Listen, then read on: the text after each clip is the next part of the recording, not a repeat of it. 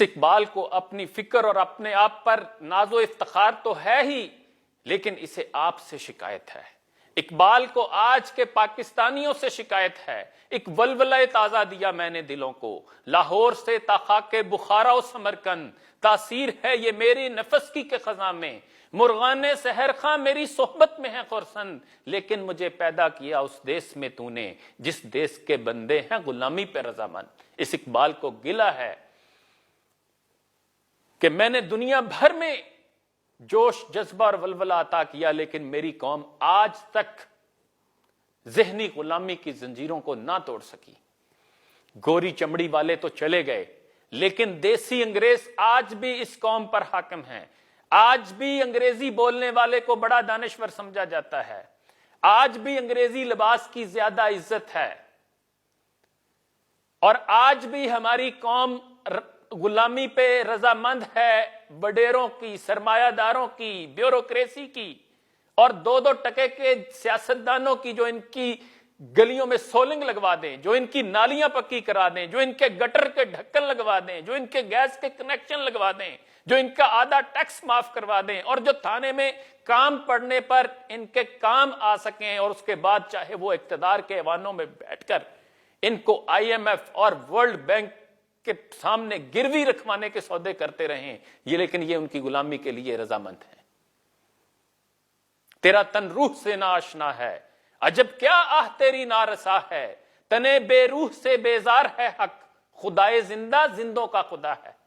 وہ تم جیسے بزدلوں اور تم جیسے غیرت سے آری اور 22 کروڑ ان بے روح انسانوں کا خدا نہیں کہ جن کی مائیں، بہنیں اور بیٹیاں کشمیر میں آج کے ظالم ہٹلر مودی کے جان لیوا کرفیو اور بدترین تشدد کا شکار ہوتی رہیں، اور تم صرف جلسے، جلوس، نعرے اور تقریروں سے اپنے جذبات کی بھڑاس نکالتے رہو، وہ ان کا خدا نہیں ہے۔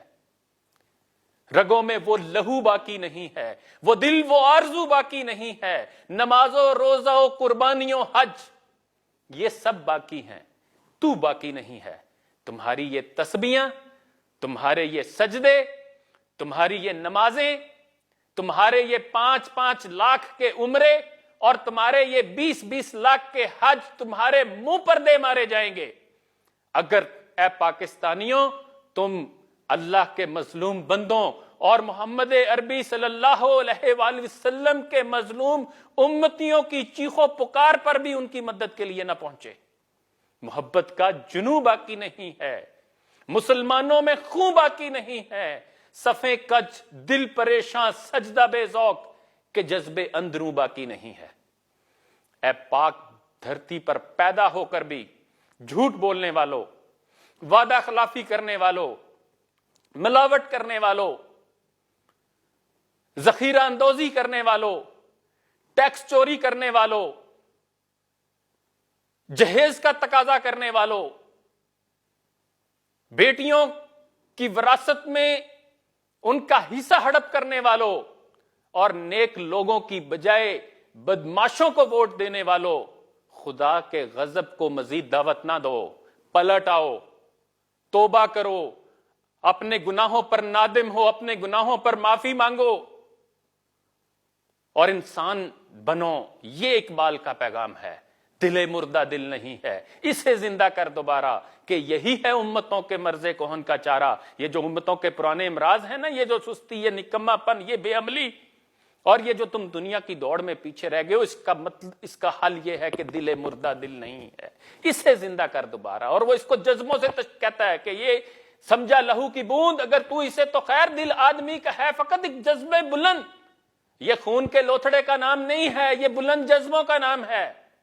اور وہ اسے سمندروں اور دریاؤں سے تشبیہ دیتا ہے۔ پانی جوہر میں ٹھہرا ہوتا ہے، سمندر میں پانی نہیں ٹھہر سکتا، تو وہ کہتا ہے یہاں بھی طوفان آئے رہنے چاہیے، جوش کے، جذبوں کے، ولولوں کے، پیشن کے، انرجی کے، کچھ کر گزرنے کی تڑپ ہونی چاہیے۔ تیرے دریا میں طوفان کیوں نہیں ہے؟ خودی تیری مسلمان کیوں نہیں ہے؟ ابس ہے شکوہ تقدیر یزداں، تو خود تقدیر یزداں کیوں نہیں ہے؟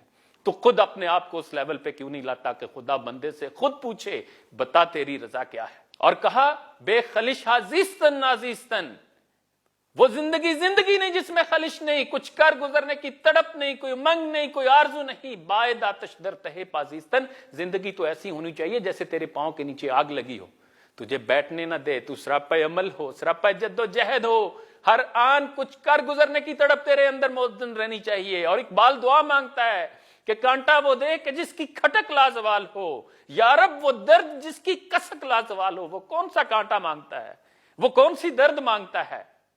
اقبال کو پڑھیے، اقبال کو سمجھیے، اقبال کو جانیے۔ دعا ہے کہ اللہ پاکستان کو پھر سے اقبال عطا کرے۔